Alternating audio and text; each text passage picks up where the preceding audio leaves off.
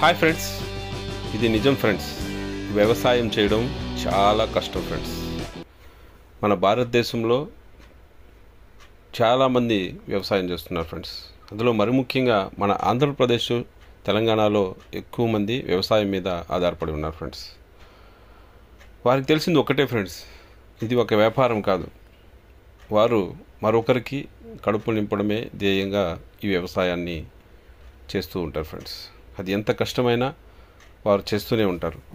ఇందులో గిట్టుబాటు ధర రాకపోయినా మళ్ళీ చేస్తూనే ఉంటారు. ఒకసారి గిట్టుబాటు ధర రాలేదు కదా అని మానేయరు ఫ్రెండ్స్. అదే వారికి ఉండేటువంటి గొప్ప గుణం. అదే మన రైతులకు ఉండేటువంటి ఒక గొప్ప గుణం friends. Hats off to that friends.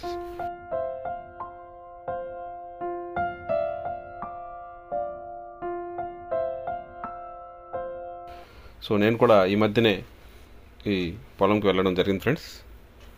So వెళితే అప్పుడు తెలిసింది ఫ్రెండ్స్ నాకు ఎంత కష్టంగా ఉంటుందో వీరికి అని. సో అప్పుడు వారి కష్టాలని దగ్గరుండి చూశాను ఫ్రెండ్స్. ఎర్రటి ఎండలో వారు కష్టపడుతుంటే ఆ పచ్చటి గేనాల మీద, కేవలం ఆ గేనాల మీద నడవడమే మనకి చాలా కష్టం ఫ్రెండ్స్. అలాంటిది వారు ప్రతిరోజు వెళ్ళి వాటి మీదే నడిచి అక్కడే పనిచేసి ఎండనక వాననక పనులు చేసి కష్టపడి పంట పండించి వాటిని మనకు అందిస్తున్నారు ఫ్రెండ్స్. సో దానికి మనందరం ఎప్పటికీ రైతులకి రుణపడి ఉంటాం ఫ్రెండ్స్. సో వారు చేసేటువంటి కష్టం వర్ణనాతీతం ఫ్రెండ్స్.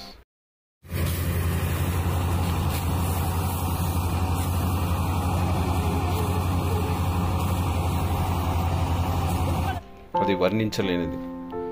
అంత గొప్ప పని చేస్తున్నారు ఫ్రెండ్స్ వారు. కొన్ని నెలల పాటు కాయ కష్టం చేసి పంట పండిస్తే చివరికి దాన్ని అమ్మే టయానికి దానికి గిట్టుబాటు ధర లేకపోవడంతో చాలామంది అవస్థపడుతున్నారు ఫ్రెండ్స్.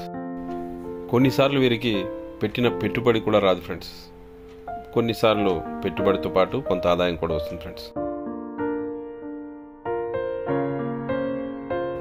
పంట పండించినప్పుడు ఎప్పుడో కానీ వారు పండించిన పంటకి సరైన గిట్టుబాటు ధర రావట్లేదు ఫ్రెండ్స్.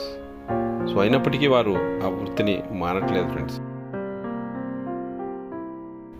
వారు పెట్టిన పెట్టుబడికి, వారు అమ్మినప్పుడు వచ్చినటువంటి డబ్బులకి తేడా చూస్తే ఎంతో కొంత మాత్రమే ఉంటుంది ఫ్రెండ్స్. ఆ కొంత కూడా వారు చేసినటువంటి పనికి వారు కూడా కూలి తీసుకున్నట్లయితే సరిపోతుంది ఫ్రెండ్స్.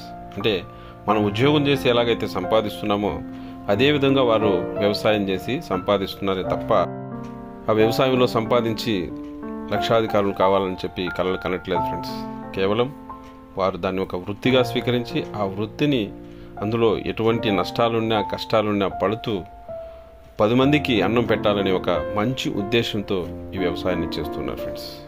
సో మన డిపార్ట్మెంట్లో కూడా చాలామంది రైతులు ఉన్నారు ఫ్రెండ్స్, రైతు పిల్లలు ఉన్నారు. సో వారందరికీ కూడా మరొక్కసారి హ్యాట్స్ ఆఫ్ ఫ్రెండ్స్.